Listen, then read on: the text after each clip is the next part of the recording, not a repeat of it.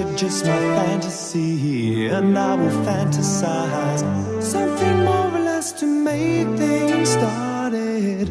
We're the artisans and we've been crafted. I wanna be a magical mystery. I wanna be a final history. This is the news.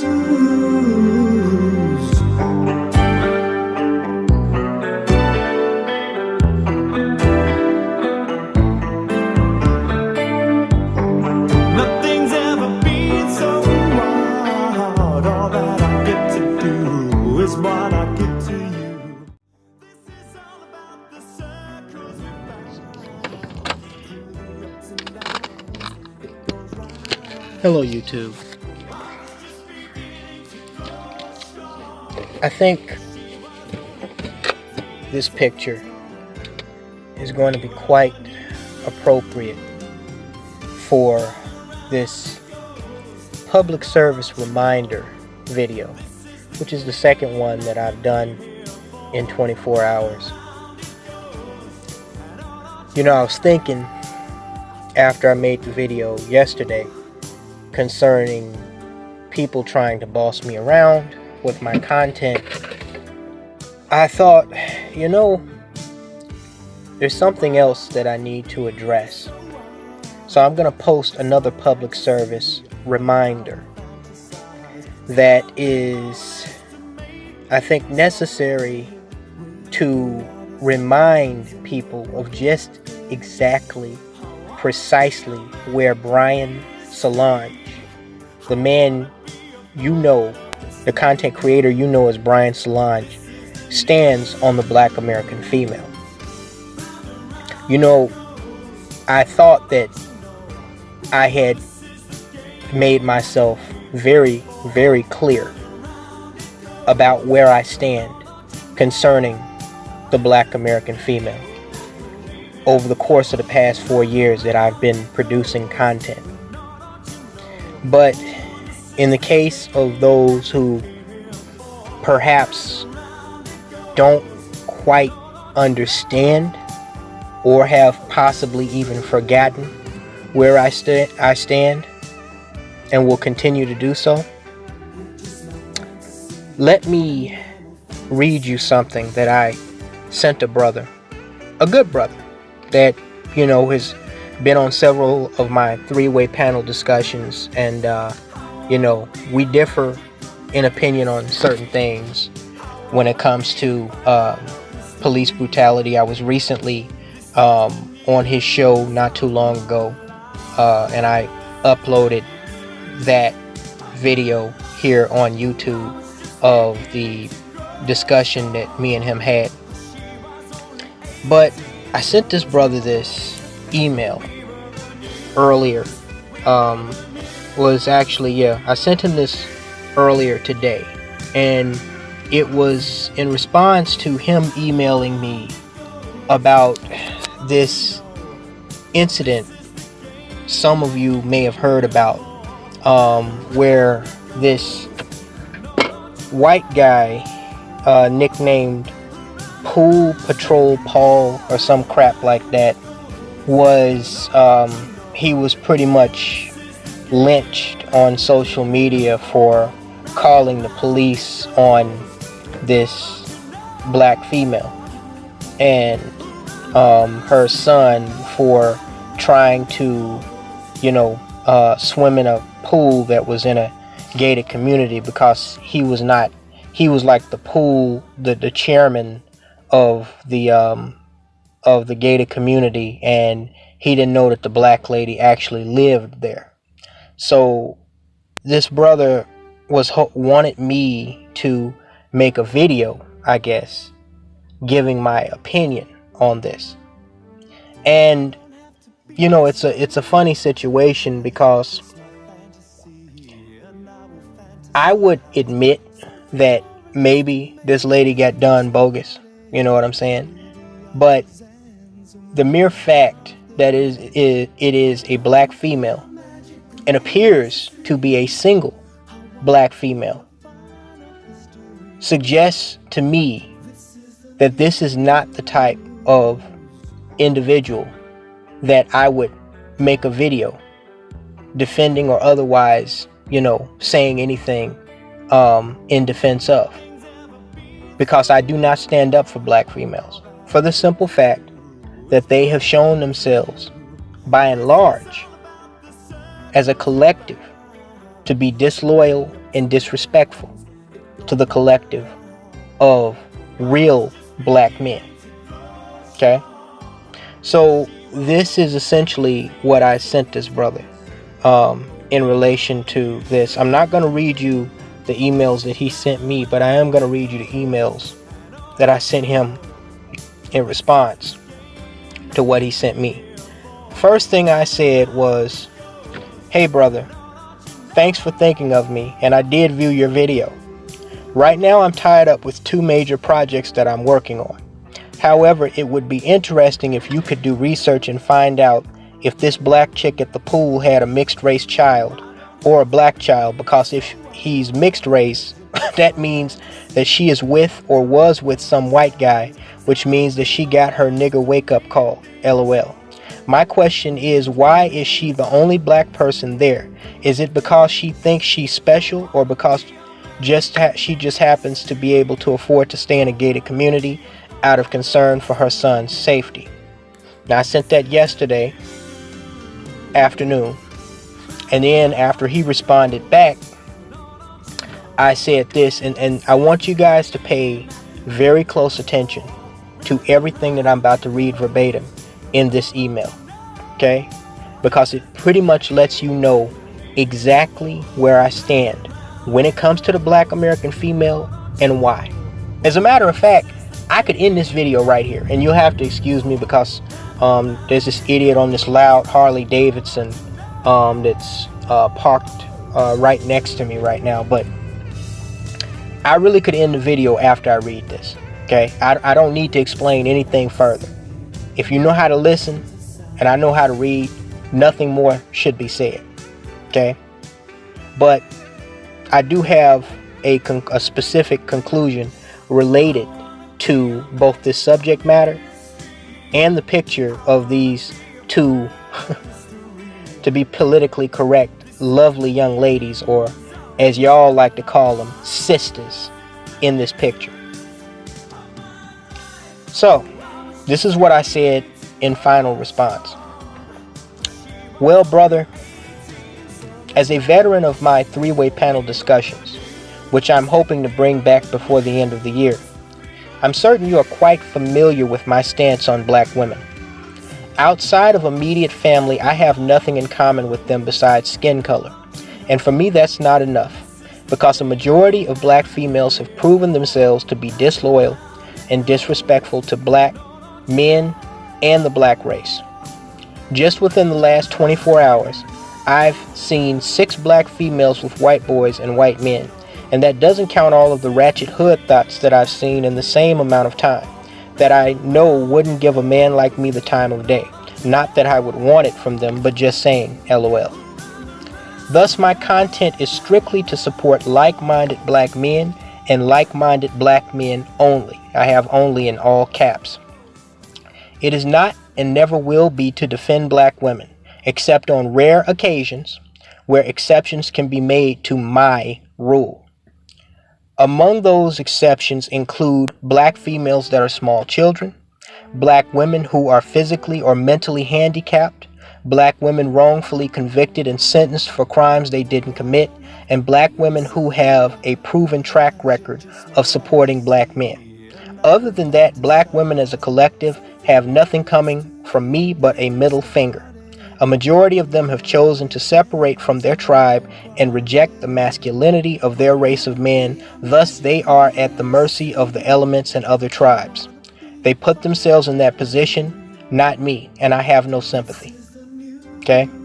So that's pretty much for those of you who are newcomers, over to my channel, who have subscribed. If you thought it was something different with Brian Solonge, okay? The old schoolers, the people that have been following me since day one, since 2014, or at least since 2015, when my content actually started getting serious, they'll let you know. But if you didn't know and they don't let you know, this lets you know where I stand. So if you were looking for something different from Brian Solonge, perhaps if you misinterpreted my intent and where I was coming from, you can go ahead and click that unsubscribe button right now, okay? And change the channel just like I told y'all in yesterday's public service reminder.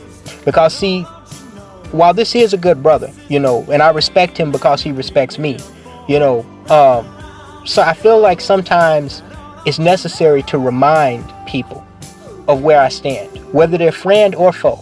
Because oftentimes, especially in the black community, I find that Negroes seem to have short attention spans about certain things, unless it's over dumb shit or shit that don't amount to nothing.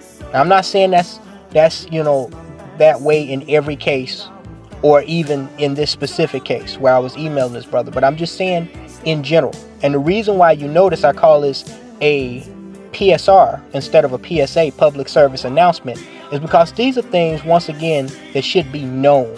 Okay, just like yesterday's video that I made, where I, told people plain, look, don't tell me how to make my content.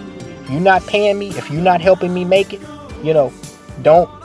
I'm like the whoever that was in that stupid fable where the animals was off in the forest making the bread, and none of the other animals want to help them make the bread, but once the bread was made, everybody want to come around and get a piece of the bread, and the animals that made the bread said fuck you. That's my whole stance. That's my whole fucking attitude when it comes to black women, when it comes to producing my content. Okay, and I think that's not unique to just me. I think that's unique to anybody who puts forth the effort to produce content. Okay, I even have a stance, at least right now, where I don't feel like content that's mostly commentary should be all pay-per-view. The only reason I'm setting up a pay-per-view for my hard-hitting content now is mainly to support Black Avenger TV, okay, and the black IT specialist that created it. It's not necessarily for me. I mean, what the hell am I gonna do with 94 cents a video? Are you fucking serious? What I'm gonna do with $1 per video? Wipe my ass? It's not. I mean, it's I get a couple of cents off of it, but it's mainly to show our support for what this man did for us. And that's one thing that us as black people don't do enough of. We don't support black businesses, which Black Avenger TV is ultimately, and we certainly don't support good black men. Okay, so that's mainly for them. But outside of that, I just feel like content should be free, as it was when YouTube first came on the scene in 2004. So anyway,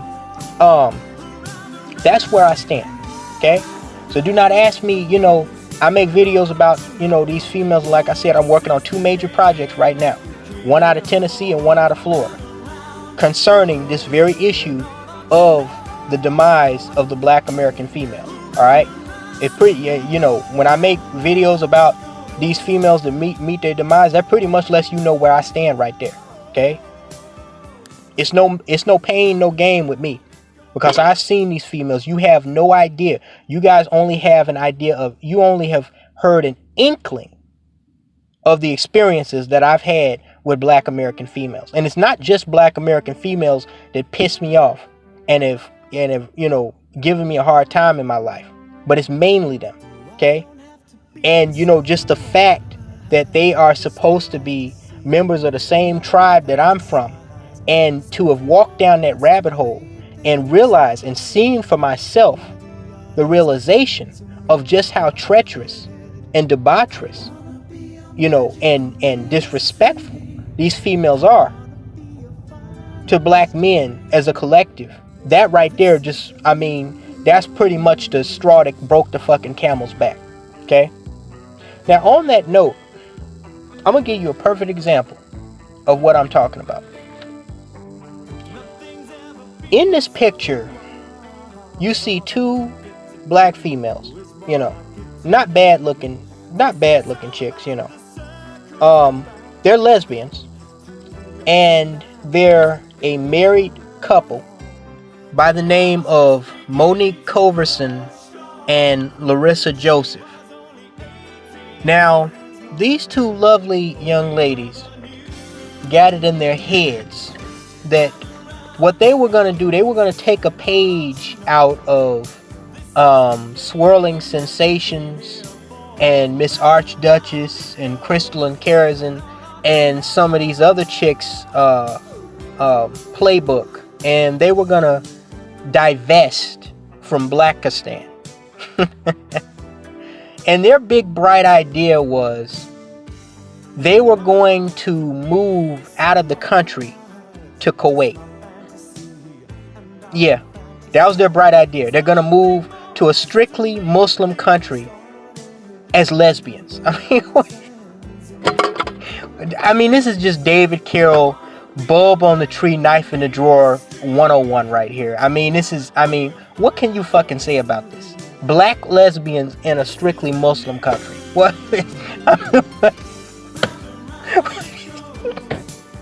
Like, there ain't nothing else I can say. There ain't nothing I can say. But anyway, so the way they came about this bright idea of divesting from Blackistan was Monique Coverson was a former service member that received an honorable discharge from the U.S. Army. She served for 7 years, and part of that time was in Kuwait. I guess she thought that, since she had seen Kuwait, she liked Kuwait, and from what I hear, as far as modern living, it's one of the nicer Arab countries in the Middle East, besides, of course, the United Arab Emirates. And so she decided to take her lover, Larissa Joseph, and after she left the military, she got a job as a private contractor doing what I don't know, but from what the Pentagon later confirmed, it was not military related. So it could have been anything from sweeping floors to flipping burgers. I don't know what they mean by private contractor, but somehow I don't get the impression that she came back as a mercenary to Kuwait. But anyway, she went back to Kuwait as a private contractor, and she took her lover, Larissa Joseph, her wife, Larissa Joseph, with her. And so, longer story short, one day, Larissa and Monique are, comfy in their little suburban Kuwaiti home, and Kuwaiti Secret Service, what we would call the their equivalent of the state police of your particular state over here, broke down the door of their home and raided the home with their equivalent of a search warrant, and they found drugs that they originally deemed to be illegal in the possession of Monique Coverson and Larissa Joseph. Now, the original findings were that this was marijuana. And while marijuana is considered, having possession of marijuana is considered a petty misdemeanor in most states over here, it is a very serious felonious crime punishable by many years of imprisonment, as these two beautiful, lovely ladies, these two strong black queens, found out. See, just not to deviate, but I hear a lot of Negroes, including some of the Negroes that listen to me. I hear a lot of y'all talk about y'all can't wait to leave the United States, and it's time to go here, it's time to go there. Look, let me tell you something, okay? There's nothing wrong with traveling the world. There's nothing wrong with moving to another country. But before you move to another country, you need to know and understand the laws of that fucking country. Because in a lot of places, stuff that, ain't that serious over here, they will put your ass in prison for life. They'll execute you for shit. Like dummies that go to North Korea and shit and get, arrested for being spies. If you just look funny in some of those former Eastern and Soviet bloc countries and you're an American, they'll lock you up for being a fucking spy. Say he looked like he was a spy, motherfucker. So before you go somewhere, do your goddamn research, especially on the laws of that country, okay? The irony of this story is that I talked to a brother many moons ago before y'all knew me, and he had an ex-girlfriend. We were talking about, ain't shit ex-girlfriends, and he told me that he knew an ex of his that got locked up in the Philippines for 15 years, and she did all at 15 too. She got locked up in the Philippines.